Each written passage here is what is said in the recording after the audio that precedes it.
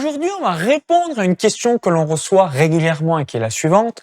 Combien peut-on espérer gagner en bourse? Donc, juste avant de répondre à cette question, je vous invite à cliquer sur le bouton s'abonner juste en dessous pour rejoindre plusieurs dizaines de milliers d'entrepreneurs à succès abonnés à la chaîne YouTube. Donc, je suis également aujourd'hui à nouveau avec mon ami et trader pro, Viken Chaboyan.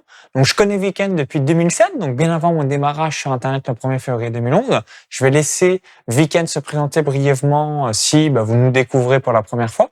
Et ensuite, on va tout de suite aller avec des chiffres concrets que l'on a pris sur le MacBook Pro juste ici. Donc, vous ne le voyez pas à l'écran pour vraiment vous apporter le maximum de valeur et de chiffres précis par rapport à une stratégie d'investissement boursier. Salut Viken une nouvelle fois. Salut Maxence et bonjour à tous. Donc je me présente, je suis trader pour compte propre depuis 2006, c'est-à-dire que j'investis mon propre capital sur les marchés financiers, j'investis sur les marchés boursiers américains. Donc effectivement, on nous demande régulièrement combien peut-on espérer gagner en bourse. Alors vous allez voir qu'il y a plusieurs réponses à cette question. Ça va dépendre de plusieurs paramètres, notamment de votre degré d'expertise et aussi du temps que vous êtes prêt à consacrer à gérer vos investissements. Alors, déjà, on va prendre comme base de départ, pour avoir un premier point, la performance des marchés. Les marchés boursiers aux États-Unis réalisent depuis plus d'un siècle en moyenne 8 à 10% par an. On parle bien de moyenne. Hein. Vous savez que quand on investit en bourse, il faut avoir une vision sur le long terme. À court terme, ça peut stagner ou baisser, mais voilà les performances qu'on peut obtenir sur le long terme. Sur le long terme, les marchés boursiers montent. Donc ça, c'est la performance des indices. Donc, si vous voulez avoir cette performance-là, vous pouvez le faire de façon totalement passive en investissant tout simplement dans un ETF qui va répliquer par exemple le S&P 500 si vous voulez le marché américain ou le CAC 40 si vous voulez le marché français. Donc c'est un produit financier que vous allez acheter en un clic qui va répliquer soit 500 entreprises américaines, soit les performances de 40 entreprises françaises. Alors, pour rebondir par rapport à ce que tu as évoqué, Viken, depuis 1929, le S&P 500 a progressé en moyenne de plus de 9% par an. Donc, comme l'a évoqué parfaitement Viken, certaines années 10%, 15%, 18%, 30%, d'autres années 1%, 2%, même certaines années, là encore, des années négatives. Donc, il faut vraiment avoir une vision moyen-long terme, donc 3, 5, 10, 15, 20 ans ou plus. Et là, ça vous permettra d'avoir sur du 9% en moyenne. Exactement. Donc ça, c'est la performance de base que vous pouvez obtenir si vous vous contentez de suivre un indice, donc c'est assez passif. Après, vous pouvez augmenter la performance, par exemple, c'est ce que je fais moi, par rapport à cela, aux performances qu'on a évoquées précédemment, en ayant une gestion un peu plus active, c'est-à-dire qu'au lieu d'acheter un ETF qui va répliquer le S&P 500 ou le CAC 40, eh bien, vous allez sélectionner vous-même les actions sur lesquelles vous allez investir, tout en le faisant sur du long terme. Par exemple, moi, mon portefeuille, je le modifie qu'une fois par mois, donc ça ne me demande pas de faire du day trading, c'est-à-dire de tous les jours regarder les marchés, acheter et revendre des actions tous les jours. Donc c'est, on va dire, semi-passif. Et en faisant ça, vous pouvez avoir des performances de 15 à 20% par an. Donc on voit qu'on a déjà doublé la performance par rapport aux indices. Par contre, vous l'avez compris, que ça demande plus d'expertise et plus de temps passé sur les marchés. Après, on peut encore espérer gagner plus en faisant ce qu'on appelle du day trading. Donc, on parle de day trading parce que vous allez acheter et revendre dans la même journée vos positions. Donc là, en théorie, vous pouvez gagner plus. Donc là, c'est genre en théorie. Mais après, vous allez rencontrer d'autres problèmes qui sont le fait que la psychologie va beaucoup rentrer en jeu. Parce que quand on a un portefeuille, que par exemple, si vous vous dites, moi, je vais investir comme la première stratégie que vous avez évoquée dans un ETF S&P 500, vous savez, la performance que vous pouvez avoir sur le long terme, comme on l'a évoqué. Et comme l'a dit très justement Maxence, vous savez dès le début qu'il y aura des années négatives. Donc voilà, vous le savez, vous l'acceptez, et donc vous n'avez pas d'erreur psychologique possible, puisque vous savez que vous n'avez rien à faire. Après, quand on fait des stratégies comme les miennes, un peu plus actives, là aussi, on est moins soumis aux erreurs d'ordre psychologique, puisqu'on ne va pas passer nos journées devant les écrans et être prêt à cliquer. On sait que une fois par mois, on modifie notre portefeuille. Par contre, le day trading, là, comme vous êtes devant les écrans toute la journée pour suivre vos positions, là, la psychologie va beaucoup plus entrer en jeu. Vous allez peut-être être tenté de, des fois, laisser stopper tôt un gain, ou des fois, au contraire, laisser courir une perte parce que vous dites, voilà, ça baisse, mais tant que je n'ai pas vendu, je n'ai pas perdu. Donc, on peut avoir toujours l'espoir que ça remonte. Ce qui est vrai en théorie, tant qu'on n'a pas vendu, on n'a pas perdu, ou tant qu'on n'a pas vendu aussi, on n'a pas gagné. C'est vrai dans la théorie, mais ensuite, dans la pratique, il faut prendre des décisions, sinon on peut vite vous retrouver dans une situation délicate. Voilà, c'est ça. Et comme on dit, il vaut mieux des fois se couper une main qu'un bras. Donc, il faut avoir, c'est vrai que c'est facile à dire comme ça à froid. Dans le feu de l'action, c'est moins évident forcément. Mais comme tu l'as dit, il faut des fois accepter la réalité et accepter sa perte. Il vaut mieux accepter une petite perte qu'une grosse perte plus tard. Donc voilà, pour le day trading, vous allez être soumis à ces erreurs psychologiques qui peuvent être augmentées avec la fatigue, puisque c'est ça l'avantage des stratégies passives ou semi-passives, comme ce qu'on pratique avec Maxence, c'est que on n'est pas vraiment soumis à la fatigue et on risque pas de faire de fautes d'inattention, puisque on va passer peu de temps chaque mois à gérer nos investissements. Alors que quand vous êtes en permanence devant les écrans, là, vous avez la fatigue qui ajoute encore un facteur d'erreur possible. Après, pour le day trading, il faut, là encore une fois, vous pouvez gagner plus en théorie, il faut aussi voir en euros ou en dollars combien ça va vous rapporter. Puisque, imaginons que vous ayez une stratégie, voilà, comme le nôtre, qui rapporte en moyenne 20% par an, mais qui vous demande que quelques minutes de travail par mois, et bien là, on peut considérer que c'est plutôt bien payé par rapport au temps passé. Mais si vous avez une stratégie maintenant de day trading qui vous rapporte 50% par an, au lieu de 20% par an précédemment, eh bien donc vous avez plus que doublé la performance. Donc sur le papier, ça peut paraître très intéressant. Par contre, si pour doubler cette performance, donc passer de 20% à 40 ou 50% par an, eh bien vous devez être contraint de passer 8 heures par jour et 5 jours par semaine, donc 40 heures par semaine devant les écrans.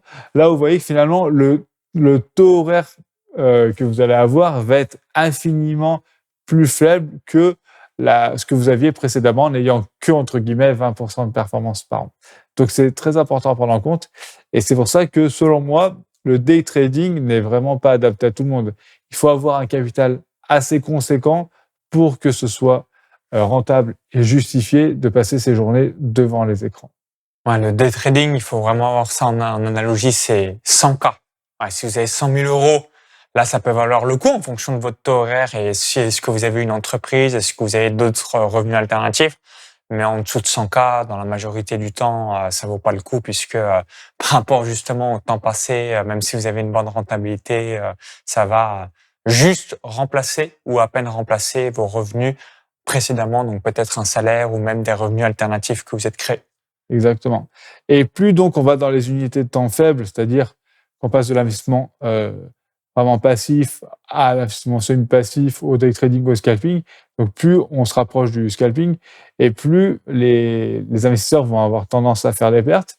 D'ailleurs, il y a un moyen de le savoir de façon indirecte, c'est vous regarderez les courtiers CFD. Donc les CFD sont des produits à effet de levier qui permettent d'investir sur les actions, les crypto-monnaies, les indices, mais avec de l'effet de levier. Ces produits sont très adaptés et vraiment utilisés quasiment exclusivement en day trading ou en scalping.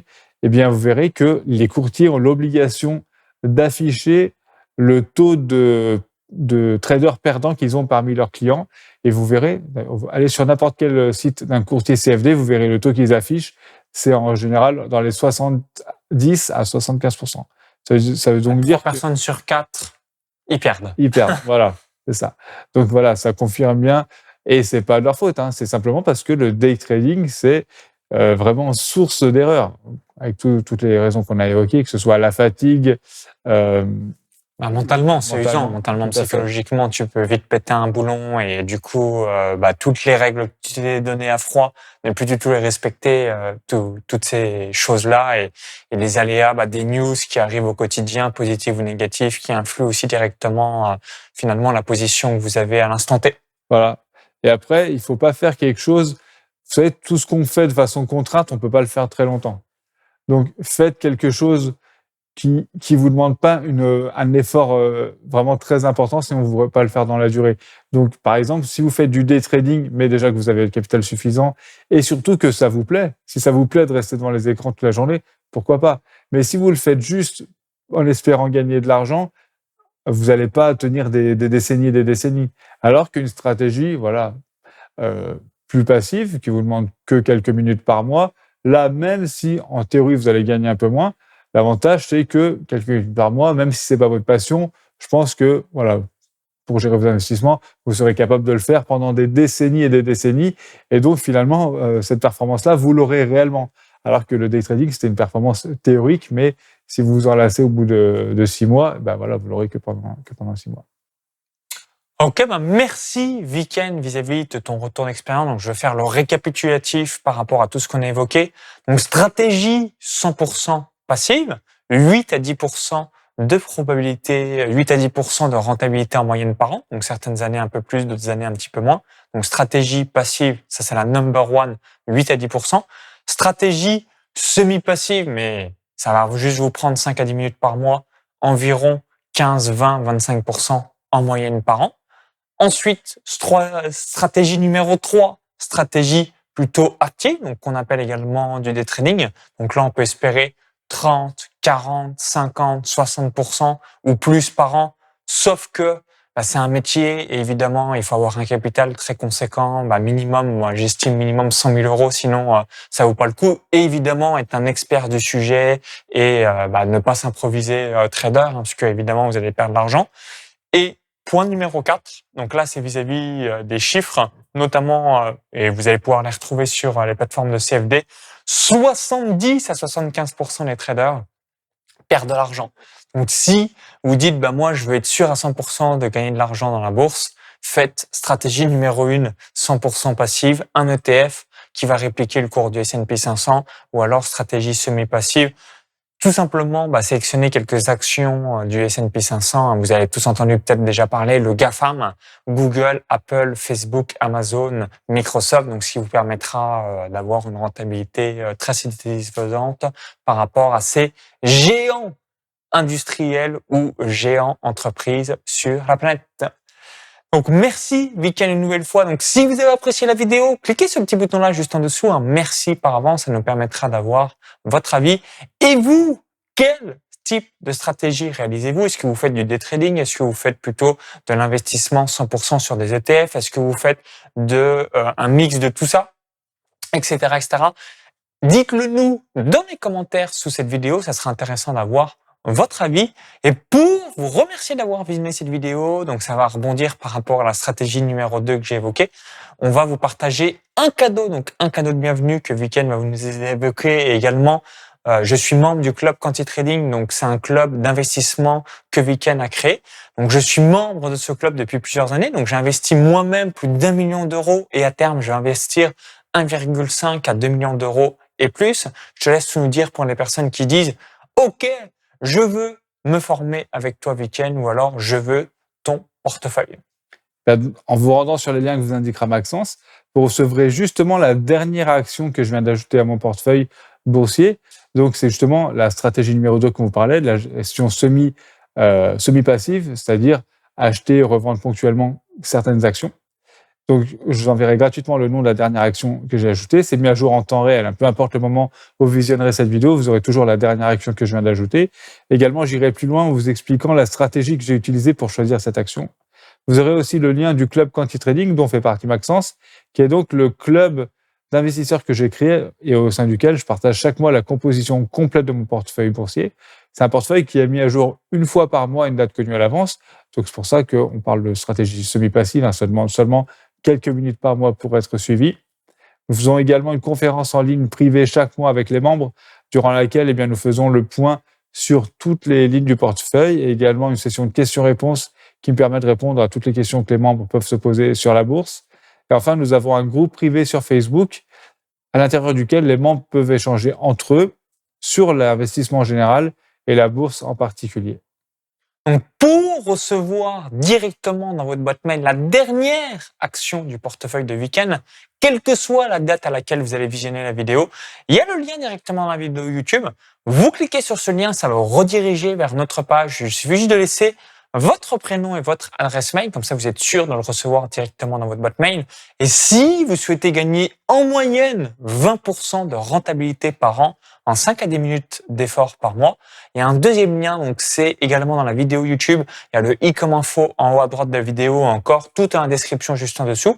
Cela vous permettra de voir en intégralité les avantages du club Quanti Trading, de recevoir également l'intégralité du portefeuille de week-end. Donc, comme je l'ai évoqué, moi, j'ai investi déjà plus d'1 million d'euros sur cette stratégie et de rejoindre aussi une communauté d'investisseurs puisqu'il y a déjà plusieurs centaines de membres à l'intérieur du club qui reçoit et duplique l'intégralité du portefeuille de week-end. Donc, on dit à tout de suite directement dans votre boîte mail. Au plaisir sur la page de présentation du club Quanti Trading et surtout, vive les investissements en bourse. Bye bye.